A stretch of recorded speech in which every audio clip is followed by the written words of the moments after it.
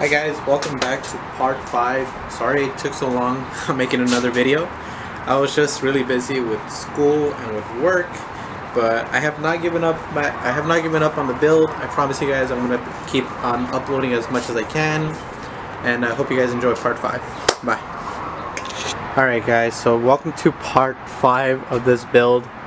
So we still have some stuff to touch base on over here on this side, but I figured, you know what, why not cut myself a break, give it myself a little bit easier. So what we're gonna do, we're gonna remove this belt and then this belt, and we're also gonna remove the distributor right over here, and then some stuff along the way as well. So I'm gonna show you guys. So for this belt, you just have to loosen this 14 millimeter bolt, and this pulley should slide left and right depending if you're gonna tighten or loosen.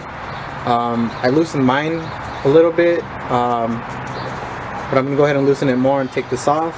And then for the second belt in the back, you can just move it by this bolt right here, that 12 millimeter bolt right there.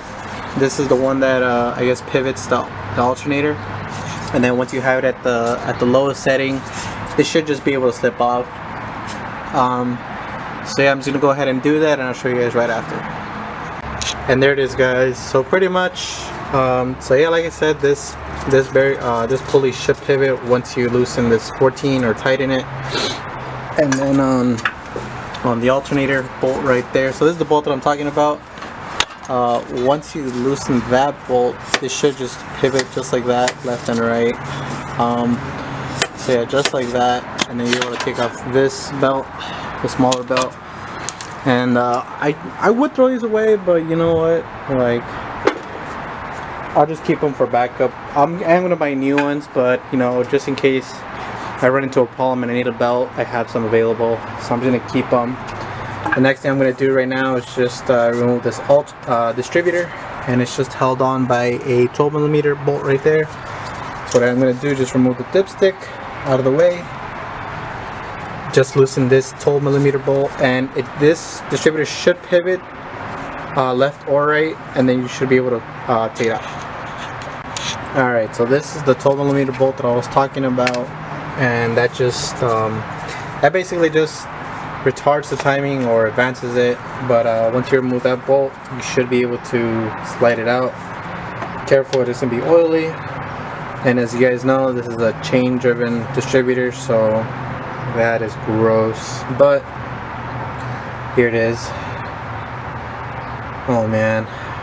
Well, alright. Once we got that removed, we can focus on, next up is probably going to be removing this fan, and then we can probably remove the power steering pump. We got the alternator as well that we can remove, and then we remove the brackets, then we'll probably remove the exhaust manifold. Alright, so I'm just going to go ahead and remove the 4 10 millimeter bolts right here for the fan, and I'm just going to go ahead and take this off. Just for right now, at least so I can take it to work and kind of clean it. Alright, so now we got the whole fan removed. So my next step, what I'm going to do is, this is really hard to take off, this bolt right here. This is going to take off this pulley, so I have access to these 14 millimeter bolts right here.